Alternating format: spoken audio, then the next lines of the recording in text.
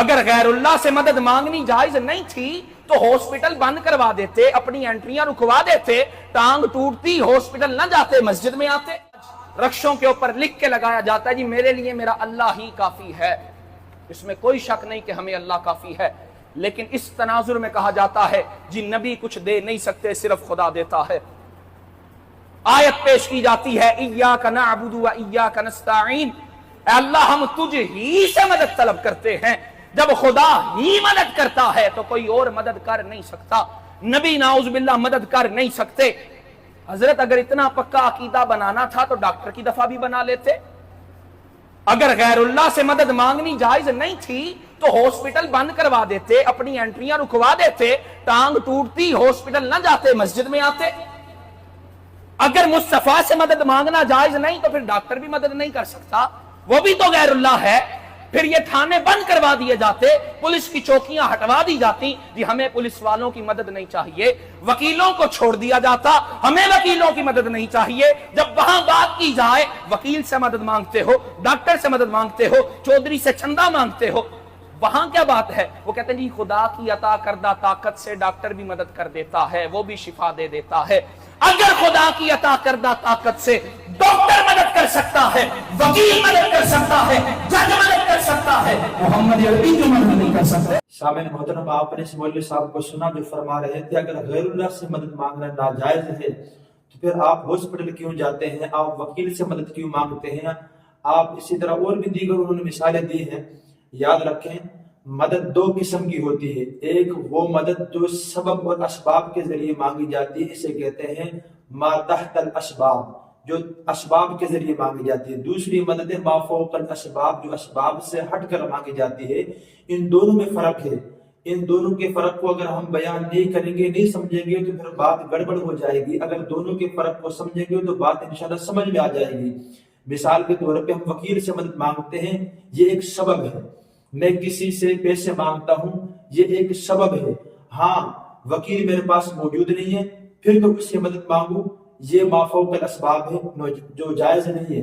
اسی طرح انبیاء کرام سے مدد مانگنا جو دنیا سے پردے فرما چکے ہیں، جو دنیا میں نہیں ہیں، یہ ما فوق الاسباب ہے، یہ ناجائز اور حرام شرک ہے۔ آپ دیکھ لیں کہ قرآن میں اللہ رب العزت کیا فرماتے ہیں، قُلْ إِنَّمَا أَدْعُو رَبِّي وَلَا أُشْرِكُ بِهِ أَحَدًا، میرے محبوب آپ کہہ دیجئے میں تو اللہ کو پکارتا ہوں اور اس کے ساتھ کسی کو شریک نہیں کرتا۔ اللہ تعالیٰ خود قرآن میں فرمائے، اپنے محبوب سے اعلان کروایا کہ آپ ان سے کہہ دیجئے میں اللہ ہی کو پکارتا ہوں، اللہ کے ساتھ کسی کو شریک نہیں کرتا۔ تو پھر ہم کیوں اللہ کے علاوہ انبیاء کو پکاریں یا ہم اولیاء کو پکاریں؟ ایک اور جگہ فرمایا قُلْ إِنِّي لَا أَمْلِكُ لَكُمْ ضَرًّا وَلَا رَشَدًا، کہ آپ کہہ دیجئے میں کسی بھی نقصان کا مالک نہیں ہوں۔ بلکہ ایک اور جگہ قرآن کے اندر اللہ رب العزت نے فرمایا کہ آپ ان سے کہہ دیجئے میں کسی نفع اور نقصان کا مالک نہیں ہوں الا ماشاء اللہ، مگر جو اللہ چاہے۔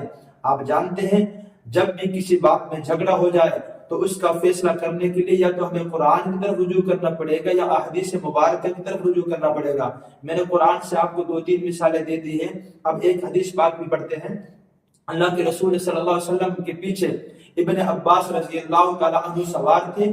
آپ نے فرمایا یا غلام، اے لڑکے، اعلمک کلمات، میں تجھے چند کلمات سکھلاتا ہوں، انہیں یاد کر لے، اللہ تیری حفاظت فرمائیں گے۔ لمبی حدیث، ان میں سے 2 کلمات میں آپ کو سناتا ہوں۔ فرمایا اذا سألت فاسأل اللہ، اے لڑکے جب بھی تو سوال کرے اللہ سے سوال کرنا۔ ہم کہاں پہ سوال کر رہے ہیں؟ ہم مزاروں پہ جا کے سوال کرتے ہیں، ہم قبروں پہ جا کے سوال کر رہے ہیں، ہم غیر اللہ سے جا کے سوال کر رہے ہیں۔ آپ نے فرمایا جب بھی تو سوال کرے فاسأل اللہ، اللہ سے سوال کرنا۔ اور فرمایا اذا استعنت فاستعن باللہ، جب بھی تو مدد مانگے اللہ سے مدد مانگنا۔ اب بتائیں اس مولوی صاحب کی بات کو آپ سمجھیں گے یا قرآن کی بات کو سمجھیں گے؟ ہر نماز کی ہر رکعت کے اندر ہم کہتے ہیں ایاک نعبد و ایاک نستعین، اے اللہ ہم تیری ہی عبادت کرتے ہیں اور تجھ ہی سے مدد مانگتے ہیں۔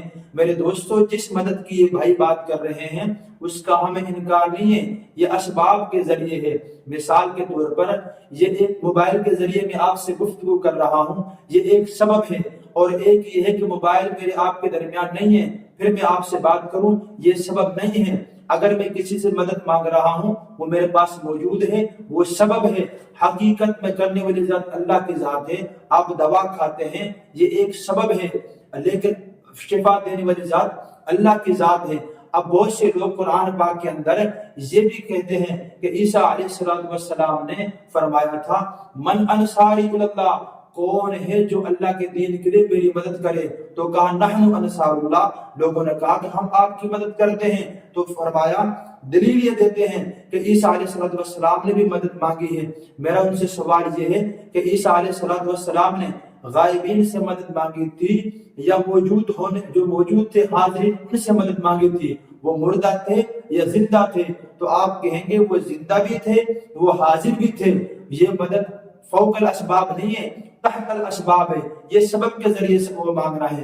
ہاں ایک بندہ دنیا سے چلا جائے اور حاضر بھی نہیں ہے پھر اس سے مدد مانگیں گے تو یہ شرک ہو جائے گا۔ اس لیے آپ جو قبروں سے مانگتے ہیں، مزارات پہ جاتے ہیں، وہ دنیا سے پردہ فرما چکے ہیں، وہ دنیا میں رہے نہیں۔ اب ان سے اگر مدد مانگیں گے تو اللہ کی صفات میں آپ شریک کر رہے ہیں جو کہ حرام اور ناجائز ہے۔ نہ اللہ کی ذات میں کسی کو شریک کر سکتے ہیں، نہ اللہ کی صفات میں کسی کو شریک کر سکتے ہیں۔ اور جو ہم معاشرے کے اندر کسی سے مدد لے رہے ہیں، پیسے مانگتے ہیں یا کسی اور کام میں ہم مدد لیتے ہیں، وہ سبب کے ذریعے ہے۔ وہ موجود جو لوگ ان سے مانگ رہے ہیں یہ اور چیز ہے، وہ اور چیز ہے۔ مولوی صاحب آپ ان باتوں کو بیان کر کے مسئلے کو غلط بیان نہ کریں۔ سیدھا سادہ سا مسئلہ تھا جو قرآن نے بیان کر دیا، حدیث نے بیان کر دیا، بلکہ بخاری شریف کی روایتیں آپ صلی اللہ علیہ وسلم فرمایا میں جو لوگوں پر غالب آتا ہوں وہ اللہ کی مدد سے غالب آتا ہوں۔ آپ دیکھ لیں سب انبیاء نے اللہ ہی کو پکارا جب بھی کوئی ان پہ کوئی مصیبت آئی۔ یا تو یہ کہنا آپ کہ عیسیٰ علیہ السلام نے یہ تو کہا من انصاری اللہ، کون ہے جو میری مدد کرے، لیکن یہ تو نہیں کہا پچھلے انبیاء سے مدد تو نہیں مانگی۔ آپ دیکھ لیں مزارات پہ جو شرک ہو رہا ہے، جو بدعتیں ہو رہی ہیں آپ لوگوں کے سامنے ہیں کہ لوگ وہاں سجدہ بھی کر رہے ہیں۔ بات انبیاء تک نہیں رہی، بات ولیوں تک پہنچ چکی ہے، بات آ گئی ہے سجدہ کرنے تک۔ اس لیے میرے دوستو یہ چیزیں ناجائز حرام ہیں، ان چیزوں سے بچیں۔ صحابہ کرام رضوان اللہ علیہم اجمعین کے واقعات ہماری زندگی میں ہیں کہ انہوں نے جنگ کے دوران یا کسی بھی مصیبت میں اللہ تعالیٰ کو پکارا یا انبیاء کو پکارا، انہوں نے سب نے یہی کہا حسبی اللہ، ہمارے لیے اللہ کافی ہے، یا حسبنا اللہ کہا کہ ہمارے لیے اللہ کافی ہے۔ اس لیے میرے دوستو اللہ بھی قرآن پاک کے اندر یہی فرما رہے ہیں وَكَفَى بِاللَّهِ وَكِيلًا وَكَفَى بِاللَّهِ حَسِيبًا وَكَفَى بِاللَّهِ نَصِيرًا۔ اللہ مددگار ہونے کے لیے کافی ہے، اللہ ہمارے لیے کارساز ہونے کے لیے کافی ہے۔